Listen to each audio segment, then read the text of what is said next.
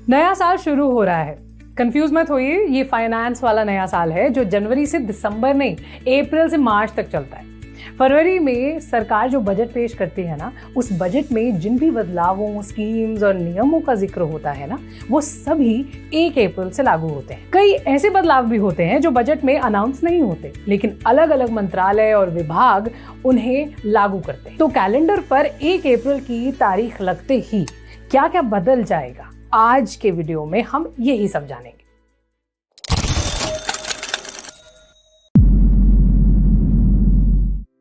Hello, मेरा नाम है उपासना और आप देख रहे हैं जोश मनी। तो विदाउट फर्दर अडू चलिए जानते हैं कि क्या क्या बदल गया है।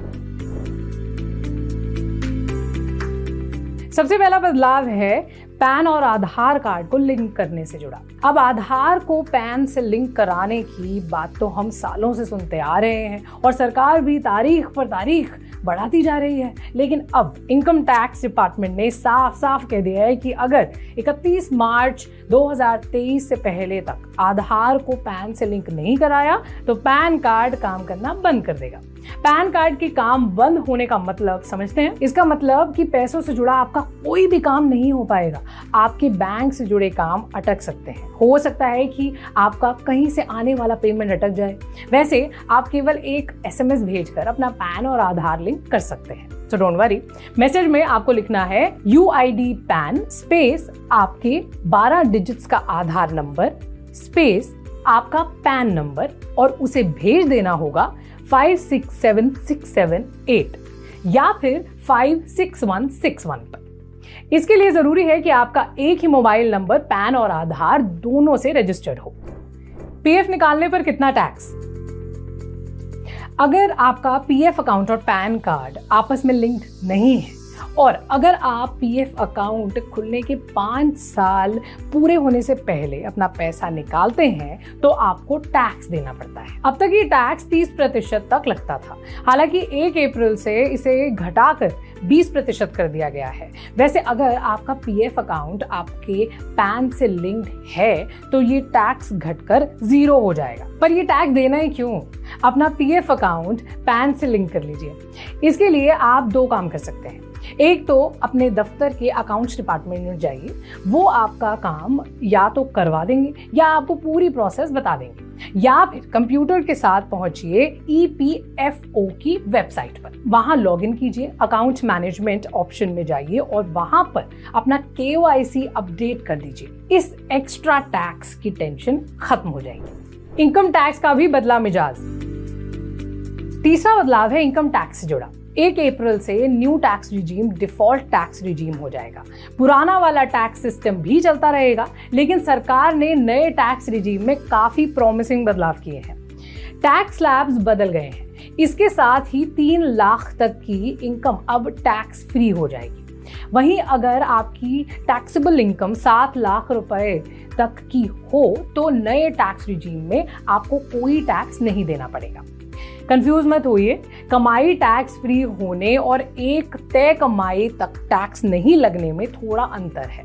वो अंतर अच्छे से समझने के लिए आप इनकम टैक्स पर हमारा वीडियो देख सकते हैं, लिंक हम आपको डिस्क्रिप्शन में प्रोवाइड कर देंगे। चैन से सोना है तो जाग जाओ। चौथा बदलाव सोने से जुड़ा। नींद वाला सोना नहीं, गोल्ड वाला सोना। सरकार ने साफ कर दिया है कि कोई भी सोने का गहना बिना 6 डिजिट के हॉलमार्क यूनिक कोड के बिना नहीं बेचा जा सकेगा। अब देखिए, हॉलमार्क यूनिक कोड इस बात की पहचान होती है कि आपका सोना असली है। अब देखिए, सोना ना एक करेंसी की तरह होता है। कभी भी पैसे की जरूरत पड़ने पर आप अपने घर में रखा सोना बेच सकते हैं और उसके बदले पैसे कमा सकते हैं।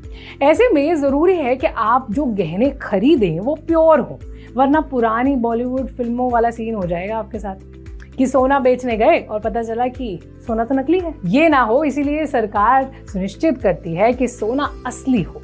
असली सोने की पहचान हॉलमार्क यूनिक ID यानी HUID से होती है। अब तक 4 डिजिट के HUID कोड के साथ भी सोना बिक रहा था, पर 1 अप्रैल से 6 डिजिट के HUID कोड वाला सोना ही बिकेगा। आप खुद भी सोने की शुद्धता की पहचान कर सकते हैं। आपको बस BIS Care ऐप डाउनलोड करना होगा। आप बोलेंगे कि भैया इतना लोड कौन ले। अब अपनी पूंजी लगाकर सोना खरीद रहे हैं, उसकी क्वालिटी जांचने के लिए इतना तो वे कर ही सकते हैं। BIS केयर ऐप पर आपको सोने पर लिखा HUID कोड डालकर उसे चेक करना है बस। बीमा पर भी लगेगा टैक्स। 1 अप्रैल 2023 के बाद से अगर आप कोई ऐसा इंश्योरेंस लेते हैं जिसका साल का प्रीमियम 5 लाख या उससे ज्यादा है, तो उस इंश्योरेंस पर मिलने वाली रकम पर भी आपको टैक्स देना पड़ेगा। हालांकि 31 मार्च 2023 या उससे पहले ली गई इंश्योरेंस पॉलिसीज पर यह नियम लागू नहीं होगा। पहले माना जा रहा था कि इंश्योरेंस पर टैक्स लगाने का ये नियम सरकार वापस ले लेगी, लेकिन सरकार इससे पीछे हटने को दिख नहीं रही है। फाइनेंशियल एक्सप्रेस ने सरकार के सूत्रों के हवाले से लिखा है कि जो लोग साल का 5 लाख इंश्योरेंस प्रीमियम में दे सकते हैं वो हाई नेटवर्थ वाले लोग ही होंगे। ऐसे में इस नियम का असर उन्हीं लोगों पर पड़ेगा जिनके पास खूब सारे पैसे हैं। आम जनता, खासकर मिडिल क्लास पर इसका असर नहीं होगा। सीनियर सिटीजन्स के लिए क्या बदलेगा?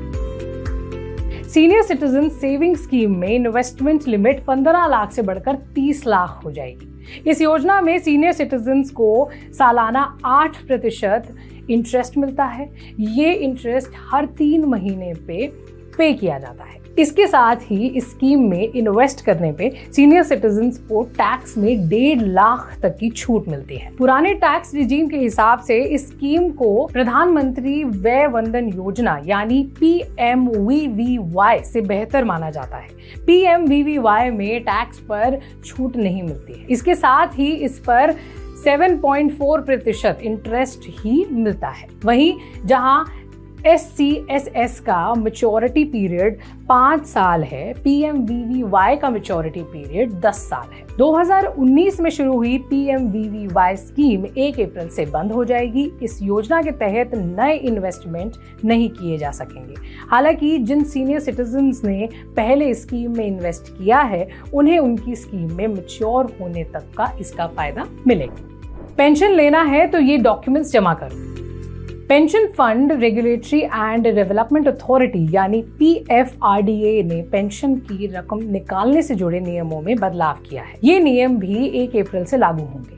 नए नियमों के मुताबिक पेंशन निकालने के लिए कुछ डॉक्यूमेंट्स को जमा करना जरूरी होगा। ये डॉक्यूमेंट्स होंगे PF विड्रॉल फॉर्म, एड्रेस और ID proof, bank account proof और permanent retirement account number card की कॉपी। इन डॉक्यूमेंट्स के बिना आप अपने पेंशन को निकाल नहीं पाएंगे। तो ये थे कुछ फाइनेंशियल बदलाव जो 1 अप्रैल से शुरू होने वाले हैं। इसके साथ ही आपको बता दें कि 1 अप्रैल से ये सारी गाड़ियां जिनकी रजिस्ट्रेशन कैंसिल हो जाएगी वो है 15 साल पुरानी। तो अगर आपकी 15 साल पुरानी गाड़ी है, प्लीज नोट करें, ये रूल कमर्शियल और पर्सनल दोनों तरह की गाड़ियों पर लागू होगा।